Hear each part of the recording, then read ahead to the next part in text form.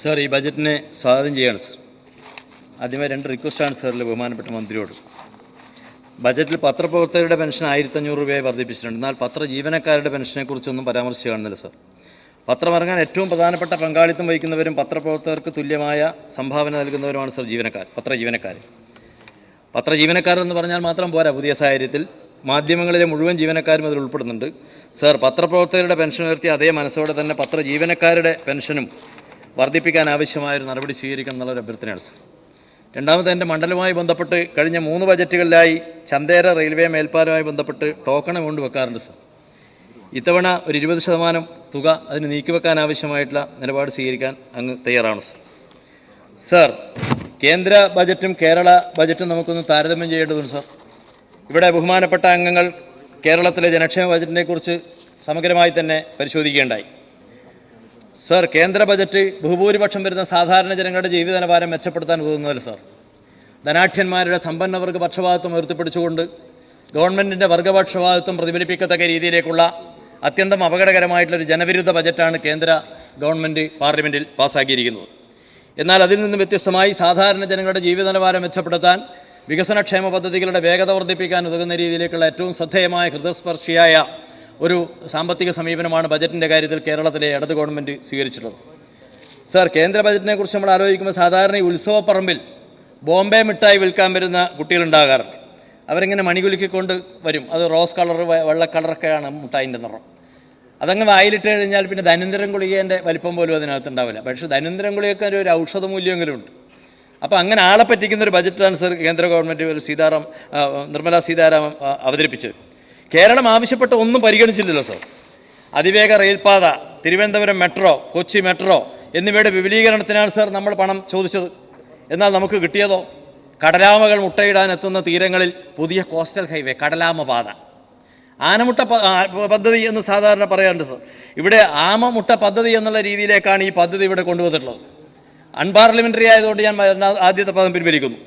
ആമമുട്ട പദ്ധതി കേരളത്തിന് സമ്മാനിച്ച ഗതികേടില്ല സാർ നമ്മളെല്ലാവരും ഉള്ളത്. കടലാമകളെ പരിഗണിക്കണമെന്ന കാര്യത്തിൽ സംശയമില്ല സാർ.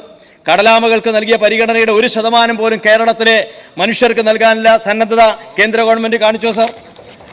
മറ്റൊരു പ്രഖ്യാപനം എന്താ സാർ? നിർദ്ദിഷ്ട അപൂർവ ധാതു ഇടനാഴി. കേരളത്തിൻ്റെ ധാതു സമ്പത്ത് കവർന്നെടുക്കുക എന്ന ദുഷ്ടലാക്കാണ് സാർ ഇതിൻ്റെ പിന്നിൽ. കേരളത്തെ സഹായിക്കാനല്ല, വികസനത്തെ വിപുലീകരിക്കാനല്ല. ഈ ബഡ്ജറ്റ് ആർക്ക് വേണ്ടിയുള്ളതാണ് സാർ? വൻകിട കോർപ്പറേറ്റുകളുടെ അതിസമ്പന്നരുടെ താല്പര്യ സംരക്ഷണത്തിന് വേണ്ടിയുള്ള മോദി സർക്കാരിൻ്റെ ബജറ്റല്ല സാർ ഇത്.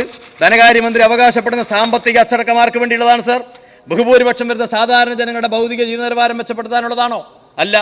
കോർപ്പറേറ്റുകൾക്ക്, സമ്പന്നന്മാർക്ക് നികുതി ഇളവ് നൽകിക്കൊണ്ടുള്ള ഏറ്റവും അപകടകരമായ നീക്കമാണ് സാർ ഇക്കാര്യത്തിൽ സ്വീകരിച്ചത്.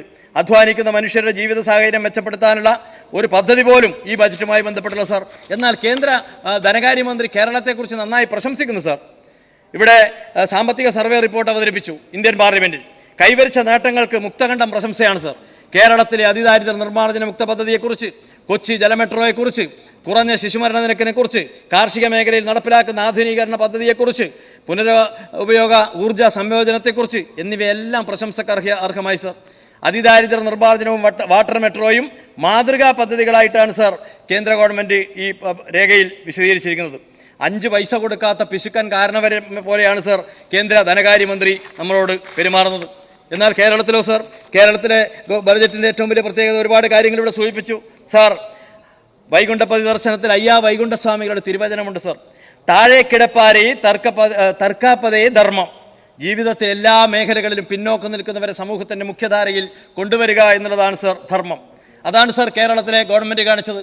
പാർശ്വവൽക്കരിക്കപ്പെട്ട സാമൂഹ്യ വിഭാഗം, SC/ST മേഖല ഇവരെല്ലാം മുൻനിർത്തി ഏറ്റവും ശ്രദ്ധേയമായിട്ടുള്ള വികസന പദ്ധതികൾക്ക് രൂപം നൽകാൻ ഈ ഗവൺമെൻറ്റിന് കഴിഞ്ഞു സാർ. 9.81% പദ്ധതി സംസ്ഥാന പദ്ധതി അടങ്കലിൻ്റെ 9.81%മായ 3507 കോടി രൂപ വകയിരുത്താൻ നമുക്ക് കഴിഞ്ഞു സാർ. സംസ്ഥാന പദ്ധതി വിഹിതത്തിൻ്റെ 2.83% പട്ടികവർഗ ഉപപദ്ധതിക്കായി TSP നീക്കിവെച്ചിട്ടുണ്ട് സാർ. കേരളത്തിലെ പട്ടികവർഗ ജനസംഖ്യയുടെ അനുപാതത്തേക്കാൾ കൂടുതലാണ് ഈ പദ്ധതി വിഹിതം. 1012 കോടി രൂപ പട്ടികവർഗ ക്ഷേമത്തിനായി മാറ്റിവെച്ചിട്ടുണ്ട് സാർ.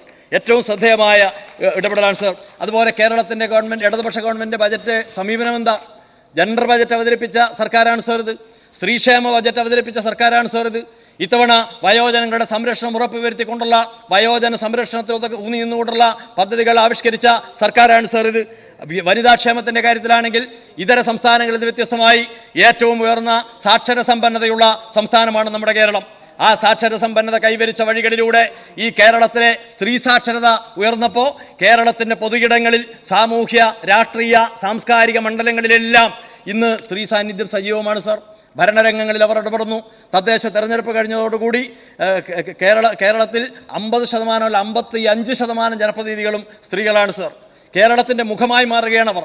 അങ്ങനെ അവരെ ശാക്തീകരിച്ചത്, അവർക്ക് സ്വയം സാമ്പത്തിക പര്യാപ്തത ഉറപ്പുവരുത്തിയത് കേരളത്തിലെ കുടുംബശ്രീ പ്രസ്ഥാനത്തിലൂടെയാണ് സർ.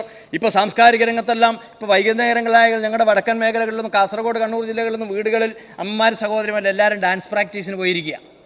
കൊച്ചുകുട്ടി കുച്ചിപ്പുടി, അമ്മ ഭരതനാട്യം, അമ്മൂമ്മ കൈകൊട്ടിക്കളി അല്ലെങ്കിൽ തിരുവാതിര, എല്ലാവരും ഉത്സവാന്തരീക്ഷത്തിലാണ്, ആഹ്ലാദഭരിതരാണ് സർ. ഇതാണ് ഈ കേരളം. അങ്ങനെ കേരളത്തിലെ സ്ത്രീകൾക്ക് അവരുടെ സാംസ്കാരിക അവബോധം മെച്ചപ്പെടുത്താൻ, സാംസ്കാരിക രംഗങ്ങളിൽ ഇടപെടാൻ, വികസന പ്രവർത്തനങ്ങളിൽ ഇടപെടാനെല്ലാമുള്ള കരുത്ത് നമുക്ക് വർദ്ധിപ്പിക്കാൻ ഈ കേരളത്തിലെ ഗവൺമെൻറ്റിൻ്റെ നിലപാടുകളിലൂടെ കഴിഞ്ഞു സർ. എന്നാൽ കേന്ദ്ര ഗവൺമെൻറ് നിലപാടെന്താ സർ? ഇന്ത്യയുടെ രാഷ്ട്രപതി സർവ്വസൈന്യാധിപയായിട്ടുള്ള ഒരു മഹത് വ്യക്തിത്വമാണ്. ഇന്ത്യയുടെ കേന്ദ്ര ധനകാര്യമന്ത്രി ബഹുമാനപ്പെട്ട ഒരു മാന്യ വനിതയാണ്. അങ്ങനെയുള്ള സ്വാതന്ത്ര്യാനന്തര ഇന്ത്യയിൽ ഒരു ബജറ്റ് ഇന്ത്യൻ പാർലമെന്റിൽ അവതരിപ്പിക്കുമ്പോൾ വനിതകൾക്കുള്ള പദ്ധതിയിൽ 51,144 കോടി രൂപയാണ് സർ വെട്ടിയത്. ഇവിടെയാണ് സർ ഈ വിവേചനപരമായിട്ട് സമീപനം.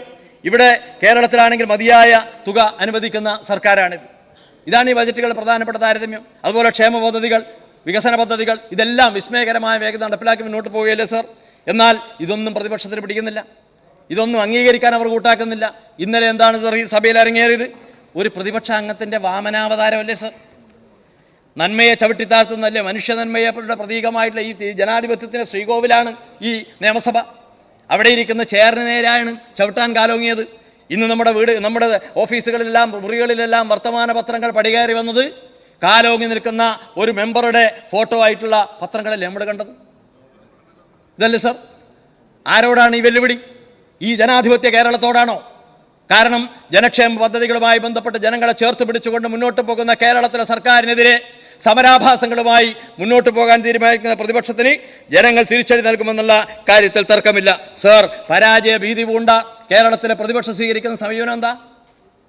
സംഘപരിവാറിന് കൂപ്പുകൈ, ജമാഅത്തെ ഇസ്ലാമിക്ക് സ്വാഗതം. അതല്ലേ സർ ഈ പഞ്ചായത്ത് തെരഞ്ഞെടുപ്പിൽ നമ്മൾ കണ്ടത്? സോദരങ്ങളെ വണക്കം.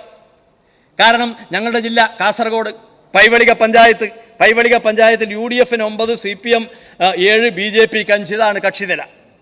എന്നാൽ സ്റ്റാൻഡിംഗ് കമ്മിറ്റി ഇലക്ഷനിൽ 4 UDF അംഗങ്ങൾ, അതിൽ 2 മുസ്ലിം ലീഗ് അംഗങ്ങളാണ്. 4 UDF അംഗങ്ങൾ വോട്ട് ചെയ്തത് BJPക്ക്. എങ്ങനെയുണ്ട് സർ കോലീബി? കാസർഗോഡ് ജില്ലയിൽ പുല്ലൂർ പെരിയ പഞ്ചായത്തിൽ UDFന് 9, LDFന് 9, BJP 1. BJP അംഗം സന്തോഷ് അദ്ദേഹത്തെ വികസന സ്റ്റാൻഡിംഗ് കമ്മിറ്റിയിലേക്ക് നാമനിർദ്ദേശം ചെയ്യുന്നതിൽ വോട്ട് നൽകുന്നത് അവിടുത്തെ UDF. പ്രത്യുപകാരം അവിടുത്തെ ആസൂത്രണ കമ്മീഷന്റെ ഉപാധ്യക്ഷ സ്ഥാനത്തേക്കുള്ള ഇലക്ഷൻ വന്നപ്പോൾ BJP അംഗം തിരിച്ചു വോട്ട് ചെയ്തു. ഇതൊക്കെ മതിയായ തെളിവാണ് സർ. എങ്ങോട്ടാണ് ഈ കേരളത്തിൻ്റെ പോക്ക്? ഭൂരിപക്ഷ ന്യൂനപക്ഷ വർഗീയത കൂട്ടുപിടിച്ചുകൊണ്ട് സമാധാനാന്തരീക്ഷം നിലനിൽക്കുന്ന മതേതരത്വത്തിൻ്റെ പൂങ്കാവനമായ ഈ വർത്തമാനകാല കേരളത്തിൻ്റെ ജനങ്ങളുടെ സ്വൈര്യ ജീവിതം തകർക്കാനുള്ള അത്യന്തം അപകടകരമായിട്ടുള്ള വർഗീയ നീക്കങ്ങളുമായിട്ടല്ലേ സർ കോൺഗ്രസ് പോകുന്നത്? നമുക്കാർക്കും അത്ഭുതമില്ല. ഇന്ത്യൻ രാഷ്ട്രീയത്തിൽ ഭൂരിപക്ഷ വർഗീയതയെ പ്രോത്സാഹിപ്പിച്ചുകൊണ്ട് വർഗീയ പ്രീണന നയം ആവിഷ്കരിച്ചുകൊണ്ടുള്ള നിലപാട് സ്വീകരിച്ചതിൻ്റെ ഫലമായിട്ടാണ് 2 സീറ്റിൽ നിന്ന് 300ലേക്കും ഇന്ന് 3ാം ഭരണതലത്തിലേക്കും ഇന്ന് BJP ഗവൺമെന്റ് ഇന്ത്യയിൽ ഭരിക്കുന്നത്. ആരാണ് ഉത്തരവാദി? ഇന്ത്യൻ രാഷ്ട്രീയത്തിൽ കോൺഗ്രസ് ആണ് ഉത്തരവാദി. അവർ സ്വീകരിച്ച വർഗീയ കാഴ്ചപ്പാടാണ്, വർഗീയ നിലപാടാണ് ഈ കേരളത്തിലെത്തുമ്പോൾ ഇപ്പോൾ ന്യൂനപക്ഷ വർഗീയതയും ഭൂരിപക്ഷ വർഗീയതയും ഒരുപോലെ പ്രോത്സാഹിപ്പിക്കുകയാണ്. അങ്ങനെ പ്രോത്സാഹിപ്പിച്ചുകൊണ്ട് വർഗീയ ധ്രുവീകരണത്തിന് നേതൃത്വം കൊടുക്കുകയാണ്. കേവല മതേതരവാദികളെന്ന് അവകാശപ്പെടുന്ന കോൺഗ്രസിനെ പോലെയുള്ള പണ്ഡിറ്റ് ജവഹർലാൽ നെഹ്റുവിൻ്റെയും ഇന്ദിരാഗാന്ധിയുടെയും മഹാത്മാഗാന്ധിയെ ധ്യാനിക്കുന്ന ഈ കേരളത്തിലെ കോൺഗ്രസ്സുകാർ ഗാന്ധി ഘാതകരും ഗാന്ധി ശിഷ്യരും കൈകോർത്ത് പിടിക്കുന്ന അതിദയനീയമായ രാഷ്ട്രീയ നാടക്കേടിന്റെ പര്യായമായി മാറുകയല്ലേ സർ എല്ലാ സ്ഥലത്തുമുള്ള ഇവരുടെ ഈ ബാധവം? ഈ കേരളത്തിന് അപമാനകരമല്ലേ സർ? ഇത് ചോദ്യം ചെയ്യാൻ നമുക്ക് കഴിയണം. കാരണം കേരളത്തിൽ വർഗീയ കലാപമില്ലാത്ത, വർഗീയ അസ്വാസ്ഥ്യമില്ലാത്ത ഒരു നാടായിട്ട് ഈ കേരളത്തെ ഉയർത്തിക്കൊണ്ടുവരാൻ നമുക്ക് കഴിഞ്ഞു. അവിടെയാണ് എങ്ങനെയെങ്കിലും കേരളത്തെ സാമ്പത്തികമായി ഞെക്കിഞ്ഞെരുക്കുക, ശ്വാസം മുട്ടിക്കുക. അതിനാവശ്യമായിട്ട് നിലപാടുകളാണ് കേന്ദ്ര ഗവൺമെന്റ് സ്വീകരിച്ച് മുന്നോട്ടേക്ക് പോകുന്നത്. അതിനെ പ്രതിരോധിക്കാൻ സഹായകമായിട്ടുള്ള ഏറ്റവും ശക്തമായ ഒരു പ്രമേയമാണ് ഇന്ന് ആദരണീയനായ മുഖ്യമന്ത്രി ഈ സഭയിൽ അവതരിപ്പിച്ചത്. നമ്മൾ ഓർക്കുന്നുണ്ടാകും, കേരളം എന്താ ഇന്ത്യയിലല്ലേ എന്ന ചോദ്യശരമുയർത്തിക്കൊണ്ട് ഇന്ത്യൻ ഭരണവർഗത്തെ, ഇന്ത്യയിലെ ഭരണാധികാരികളെ പ്രതിക്കൂട്ടിൽ നിർത്തിയ കേരളത്തിന്റെ മുഖ്യമന്ത്രിയുടെ ആ പ്രഖ്യാപനം അക്ഷരാർത്ഥത്തിൽ ഇന്നത്തെ ഈ പ്രമേയത്തിലൂടെ വീണ്ടും ആവർത്തിച്ചിരിക്കുകയാണ്. കാരണം നിരപരാധികൾ, നിഷ്കളങ്കരമായിട്ടുള്ള കേരളീയ സമൂഹം, കേരളത്തിലെ ജനങ്ങൾ എന്ത് തെറ്റാ ചെയ്തത് കേന്ദ്ര ഗവൺമെന്റിനോട്? നമ്മൾ കൃത്യമായി നികുതി കൊടുക്കുന്നതെന്നാണോ ചെയ്ത തെറ്റ്? കേരളത്തിലെ ഗവൺമെന്റ് ആണെങ്കിൽ ജനങ്ങൾക്ക് വേണ്ടി പദ്ധതികൾ നടപ്പിലാക്കുന്നു എന്നുള്ളതാണോ ചെയ്ത തെറ്റ്? അപ്പൊ വളരെ കൃത്യമായ രാഷ്ട്രീയ പകപോക്കലാണ്. ഈ രാഷ്ട്രീയ പകപോക്കലിനെതിരെ ഒന്നിച്ചു നിന്ന് ഇന്ത്യൻ ഭരണവർഗത്തിനെതിരായിട്ട് ശക്തമായിട്ടുള്ള സമരകാഹളം ഉയർത്തിക്കൊണ്ട് അത്യുജ്വലമായിട്ടുള്ള പ്രതിഷേധവും പ്രതികരണവും എല്ലാം തന്നെ വളർത്തിയെടുക്കേണ്ടുന്ന, ജനങ്ങൾ അണിനിരത്തേണ്ടുന്ന രാഷ്ട്രീയ ഉത്തരവാദിത്വം നിർവഹിക്കുന്നതിന് പകരം കോൺഗ്രസ് ഇവിടെ സമരാഭാസങ്ങൾ കാണിക്കുകയാണ്. UDF ഇവിടെ സമരാഭാസങ്ങൾ കാണിക്കുകയാണ്. കേരളത്തിന് അർഹമായിട്ടുള്ള നികുതി പണം കിട്ടിയാൽ, നികുതി വിഹിതം കിട്ടിയാൽ, നമുക്ക് ഗ്രാന്റ് കിട്ടിയാൽ, നമുക്ക് കടമെടുക്കാൻ അനുമതി തന്നാൽ ആർക്കാണ് നേട്ടം? കേരളത്തിലെ CPM-നും ഇടതുപക്ഷ പാർട്ടികൾക്കും LDF-നും മാത്രമാണോ? UDF-ന് മാത്രമാണോ? ഈ കേരളത്തിലെ ജനങ്ങൾക്കല്ലേ സർ? ആ ജനങ്ങളുടെ താല്പര്യത്തിന് മുൻനിർത്തി നിലപാടുകൾ സ്വീകരിക്കാൻ പ്രതിപക്ഷം തയ്യാറായേണ്ടതില്ലേ? അതുകൊണ്ട് ഈ വരുന്ന നാളുകളിൽ ഏറ്റവും ശക്തമായ ജനക്ഷേമ പ്രവർത്തനങ്ങളുമായി മുന്നോട്ട് പോയി വരുന്ന നിയമസഭാ തെരഞ്ഞെടുപ്പിനെ നേരിടുന്ന കേരളത്തിലെ ഇടതുപക്ഷ ജനാധിപത്യ മുന്നണി ഏറ്റവും ഉജ്ജ്വലമായ രീതിയിൽ തന്നെ മൂന്നാം ഘട്ടത്തിലേക്ക് പ്രവേശിക്കുമെന്നുള്ള കാര്യത്തിൽ തർക്കമില്ല. അതിന് നമുക്ക് ഒന്നിച്ചതായി മുന്നേറാമെന്ന് മാത്രമാണ് അഭ്യർത്ഥിക്കാനുള്ളത്. ഈ ബജറ്റിനെ ഒരിക്കൽ കൂടി സ്വാഗതം ചെയ്യുന്നു.